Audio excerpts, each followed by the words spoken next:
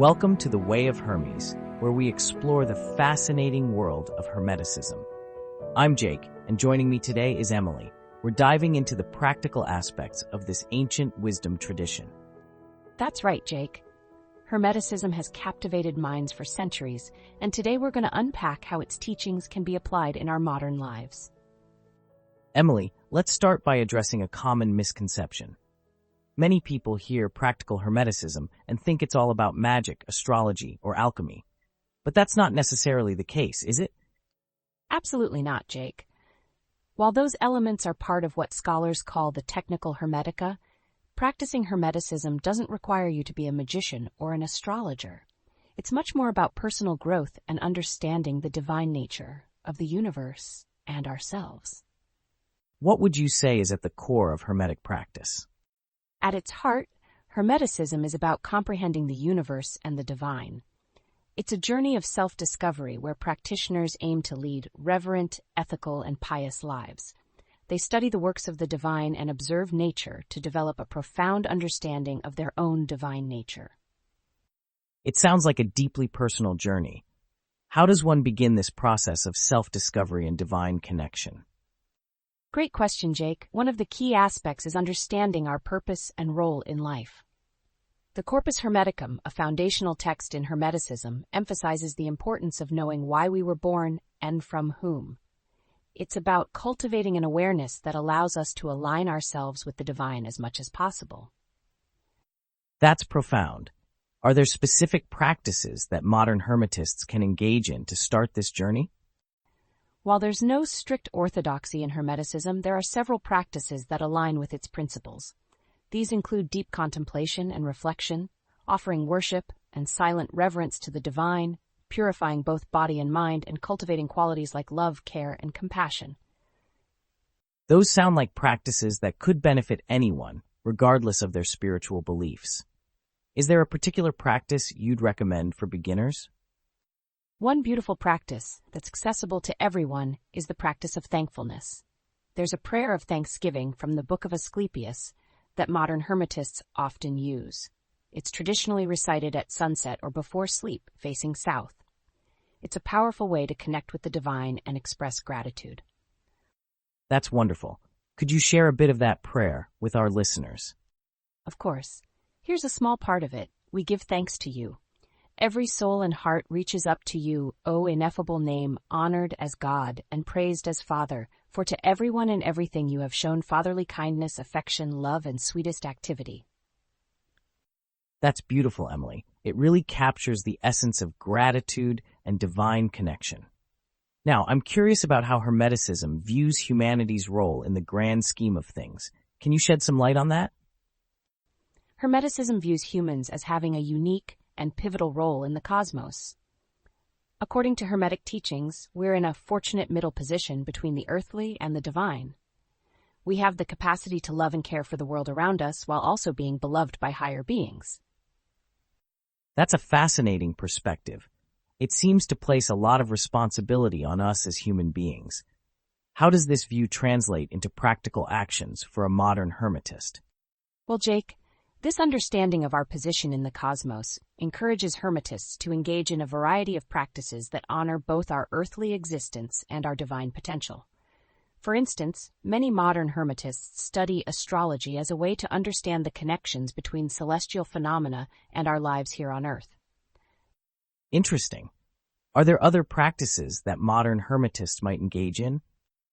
Some Hermetists practice invoking gods or spirits, often using material forms like statues. Others focus on elevating their souls to higher spheres, seeking deeper connections with celestial forces. And many see it as their duty to share these teachings with those who are ready to hear them, much like we're doing now on this podcast. It sounds like there's a wide range of practices available. Is there a prescribed set of activities that all Hermetists must follow? That's one of the beautiful aspects of modern Hermeticism, Jake. There's no fixed orthodox form or central authority dictating what a Hermetist should do. Each practitioner is free to choose the practices that resonate with them personally. So, it's really about finding what works for you and aligns with your personal journey. That flexibility must be appealing to many people in our modern world. Exactly. It allows each individual to tailor their practice to their own strengths, weaknesses, and life circumstances. Some might focus more on contemplation and prayer, while others might delve deep into astrological studies or alchemical symbolism. This flexibility reminds me of a quote from the Corpus Hermeticum. It speaks about the gods inspiring humanity to understand divine works, bear witness to the universe's divine nature, and gain knowledge. It seems like these various practices are all ways of fulfilling that inspiration. That's a great observation, Jake. The Corpus Hermeticum does indeed emphasize our role in contemplating the heavens, comprehending celestial order, and exploring divine works. These diverse practices are all paths towards that greater understanding. It's fascinating how an ancient tradition can offer such relevant guidance for modern life. For our listeners who are intrigued by what they're hearing, what would you suggest as a first step towards exploring Hermeticism more deeply? For those intrigued by Hermeticism, I'd suggest starting with the practice of thankfulness we mentioned earlier. It's a simple yet profound way to begin aligning yourself with Hermetic principles. But remember, this is just the beginning of a much deeper journey. That's great advice, Emily. Now, I'm curious about how Hermeticism views our role as co-creators in the divine tapestry. Can you elaborate on that concept? This is a fascinating aspect of Hermetic philosophy. According to the Corpus Hermeticum, humans possess a divine gift of creation. As we deepen our understanding of ourselves and the divine, we gradually become co-creators in the cosmic order. That's a powerful idea. How does this concept of co-creation manifest in practical terms for a modern Hermetist? Well, it's about recognizing our creative potential and using it responsibly. This could mean anything from creating art that reflects divine harmony to making ethical decisions that contribute to the greater good. It's about aligning our actions with the divine order we perceive. I see. So it's not just about passive contemplation, but active participation in the world around us. Exactly, Jake. Hermeticism encourages us to be active participants in our own spiritual growth and in the world at large. It's about striking a balance between inner reflection and outer action. This reminds me of the concept of as above, so below, that's often associated with Hermeticism. How does this principle tie into the practical aspects we're discussing? As above, so below is indeed a key Hermetic principle. In practical terms, it encourages us to see the interconnectedness of all things.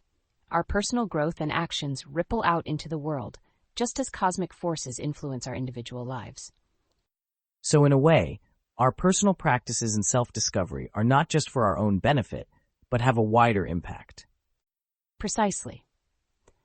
When we engage in Hermetic practices, whether it's contemplation, ethical living, or creative expression, we're not just changing ourselves, we're participating in the ongoing creation and maintenance of the cosmic order.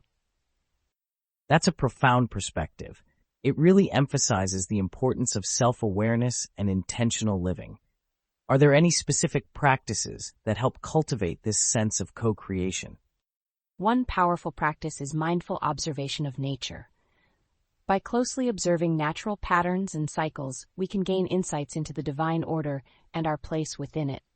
This observation can then inform our actions and decisions, helping us align more closely with cosmic principles. That sounds like a practice that could be integrated into daily life quite easily. Are there any other accessible practices you'd recommend for our listeners who want to explore this aspect of Hermeticism? One practice that aligns well with the concept of co-creation is journaling. By reflecting on our thoughts, actions, and their consequences, we can become more aware of how we're participating in the cosmic order.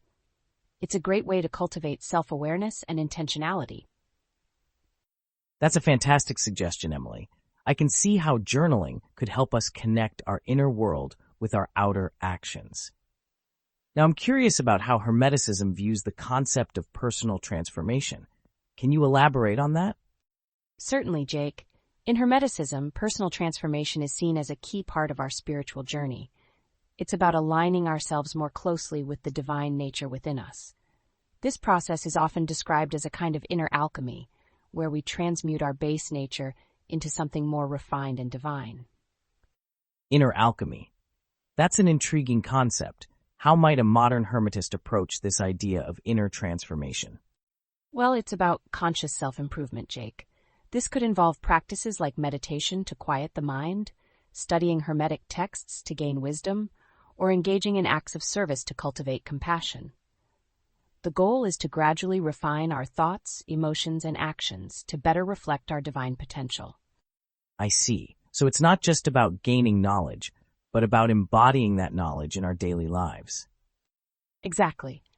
The Corpus Hermeticum emphasizes the importance of not just understanding divine principles, but living them. It's about becoming a living embodiment of Hermetic wisdom. That's powerful, Emily. It reminds me of the saying, "Be the change you wish to see in the world." It seems Hermeticism takes this idea to a cosmic level. That's a great parallel, Jake. In Hermeticism, our personal transformation is seen as part of the larger cosmic evolution. As we evolve spiritually, we contribute to the evolution of the whole. This idea of personal transformation contributing to cosmic evolution is fascinating. Are there any specific practices or exercises that Hermetists use to work towards this goal? One powerful practice is visualization. Hermetists often use visualization techniques to imagine themselves embodying divine qualities or to envision the world in a more harmonious state. This isn't just daydreaming, it's a way of aligning our consciousness with higher principles and setting intentions for our personal and collective evolution. It sounds like Hermeticism offers a rich toolkit for personal growth and spiritual development. How do these practices relate to the concept of gnosis, which I know is important in Hermetic thought? Great question, Jake. Gnosis, or direct spiritual knowledge, is indeed central to Hermeticism. All these practices we've discussed, from contemplation and visualization to ethical living and co-creation, are ultimately aimed at achieving gnosis. It's about experiencing divine wisdom directly, rather than just intellectually understanding it. So it's really about a holistic approach to spiritual growth, integrating thought, emotion, and action. Exactly, Jake. Hermeticism encourages us to engage all aspects of our being in the pursuit of divine wisdom. It's a path that can transform not just our understanding, but our very way of being in the world. We've covered a lot of ground on the practical aspects of Hermeticism, but I'm curious about how these practices might intersect with our daily lives. Can you give us some examples of how a modern Hermetist might apply these principles in everyday situations? Hermeticism isn't just about lofty philosophical concepts, it's about living those principles in our day-to-day lives. For instance, a modern Hermetist might start their day with the Thanksgiving prayer we mentioned earlier, setting an intention of gratitude and connection with the divine. That's a great example. How else might Hermetic principles manifest in daily life? Well, throughout the day, a Hermetist might practice mindfulness, observing their thoughts and actions and how they align with divine principles. They might approach challenges as opportunities for growth and self-transformation. In interactions with others, they could strive to embody qualities like compassion and wisdom, recognizing the divine spark in everyone they meet. It sounds like Hermeticism can really permeate every aspect of life. Are there any specific practices for ending the day? Many Hermetists engage in a practice of evening reflection. This might involve reviewing the events of the day, considering how they've embodied Hermetic principles, and setting intentions for the next day. It's a way of continually aligning oneself with divine wisdom and refining one's actions. It seems like Hermeticism offers a framework for continuous self-improvement and spiritual growth. How does this relate to the Hermetic view of human potential? Hermeticism holds a very optimistic view of human potential. It teaches that we have the capacity to evolve spiritually, to become more godlike in our understanding and actions. This isn't about ego or self-aggrandizement, but about recognizing and manifesting our innate divine nature. It's about recognizing that our inner world reflects and influences the outer world and vice versa. So in a sense, by working on ourselves, we're also working on the world around us. Exactly, Jake. This is where the concept of co-creation comes into play. By aligning ourselves with divine principles and actively working on our spiritual growth, we're not just changing ourselves, we're participating in the ongoing creation and evolution of the cosmos. It really emphasizes the importance of personal responsibility in Hermetic practice. It sounds like Hermeticism offers a rich toolkit for personal and spiritual development. How do these practices relate to the ultimate goal of Hermetic practice? The ultimate goal of Hermetic practice is gnosis, direct experiential knowledge of the divine. All these practices we've discussed, from daily reflections to creative visualization, are aimed at achieving this state of divine understanding. It's about moving beyond intellectual knowledge to a lived experience of divine wisdom.